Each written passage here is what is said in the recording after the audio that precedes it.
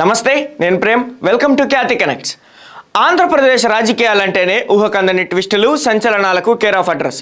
గత కొద్ది రోజులుగా మంత్రివర్గ విస్తరణ, పదవుల పందేరం చుట్టూ జరుగుతున్న చర్చ ఇప్పుడు ఊహించని మలుపు తిరిగింది. జనసేన సీనియర్ నేత పవన్ కళ్యాణ్ సోదరుడు కొణిదెల నాగబాబుకు ఏపీ ప్రభుత్వం కేబినెట్ హోదా కల్పిస్తూ కీలక కార్పొరేషన్ బాధ్యతలను అప్పగించింది. అయితే నాగబాబుకు డైరెక్ట్ మంత్రి పదవి ఇవ్వకుండా ఇలా కేబినెట్ ర్యాంక్ నామినేటెడ్ పోస్టుతో సరిపెట్టడం వెనుక వ్యూహం కనిపిస్తోంది. నెక్స్ట్ ఏపీ రాజకీయాల్లో కనిపించబోయే హీరో మెగాస్టార్ చిరంజీవియేనా? స్థానిక సంస్థల ఎన్నికల నోటిఫికేషన్ వెలువడక ముందే అన్నయ్య రాబోతున్నాడు అంటూ మెగా అభిమానులు, కూటమి శ్రేణులు సంబరాల్లో మునిగిపోతుండటం వెనుక ఉన్న అసలు సీక్రెట్ ఏంటి? చిరంజీవి రాకతో ఏపీలోని ఓటు బ్యాంకు సమీకరణాలు ఎలా తలకిందులు కాబోతున్నాయి అనేది ఇప్పుడు చూద్దాం.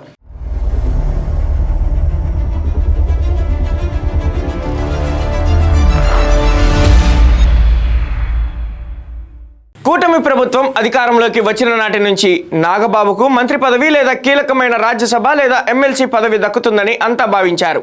కానీ చంద్రబాబు, పవన్ కళ్యాణ్ ద్వయం అనూహ్యంగా నాగబాబుకు కేబినెట్ హోదాతో కూడిన కార్పొరేషన్ చైర్మన్ పదవిని కట్టబెట్టింది. ఈ నిర్ణయం వెనుక లోతైన రాజకీయ వ్యూహం దాగుందని విశ్లేషకులు భావిస్తున్నారు.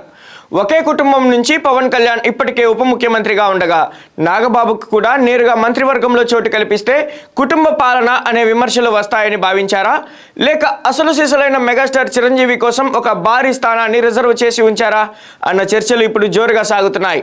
మెగాస్టార్ చిరంజీవి 2014 తర్వాత ప్రత్యక్ష రాజకీయాలకు దూరంగా ఉంటూ కేవలం సినిమాలకే పరిమితమయ్యారు. కానీ 2024 ఎన్నికల్లో కూటమి విజయానికి ఆయన పరోక్షంగా అందించిన నైతిక మద్దతు, పవన్ కళ్యాణ్ పిఠాపురం ప్రచారానికి ఇచ్చిన బూస్ట్ అందరికీ తెలిసిందే. ఇప్పుడు కూటమి ప్రభుత్వం ఏర్పడి 2 ఏళ్లవుతున్న వేళ రాబోయే స్థానిక సంస్థల ఎన్నికలను కూటమి అత్యంత ప్రతిష్టాత్మకంగా తీసుకుంటుంది. గ్రామీణ పట్టణ ప్రాంతాల్లో కూటమి జైత్రయాత్ర కొనసాగాలంటే మెగాస్టార్ ఇమేజ్, ఆయన మాస్ అపీల్ అవసరమని కూటమి పెద్దలు భావిస్తున్నారట. అందుకే నాగబాబు విషయంలో వ్యూహాత్మకంగా అడుగులు వేసి చిరంజీవిని గౌరవప్రదమైన రీతిలో జాతీయ లేదా రాష్ట్ర రాజకీయాల్లో ఒక కీలక మార్గదర్శక పాత్రలోకి తీసుకురావడానికి రంగం సిద్ధం చేశారన్న ప్రచారం ఊపందుకుంది.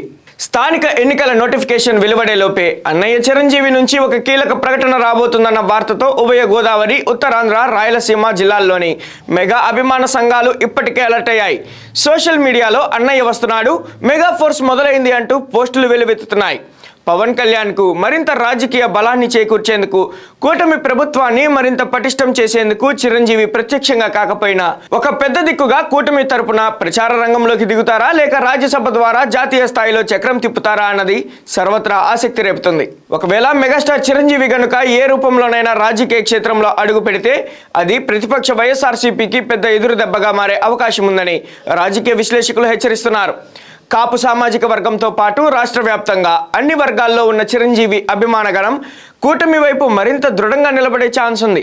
ఇప్పటికే నాగబాబుకు కేబినెట్ హోదా ఇచ్చి కూటమి ప్రభుత్వం స్పష్టమైన సంకేతాలు పంపింది. ఇప్పుడు చిరంజీవి ఎంట్రీ కూడా తోడైతే రాబోయే స్థానిక సంస్థల ఎన్నికల్లో కూటమిని ఢీకొట్టడం ప్రతిపక్షానికి పెను సవాలుగా మారుతుంది.